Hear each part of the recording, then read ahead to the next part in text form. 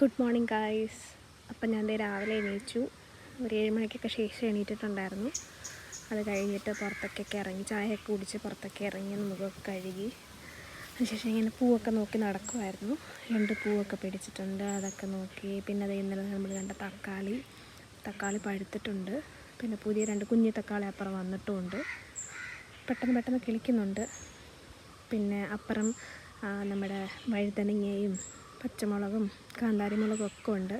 അപ്പോൾ അതൊക്കെ പോയി നോക്കുമായിരുന്നു. വഴുതന 2-3 മൂടുണ്ട്. കാന്താരി പക്ഷേ ഒരുപാട് ഉണങ്ങി പോവുകയൊക്കെ ചെയ്തു.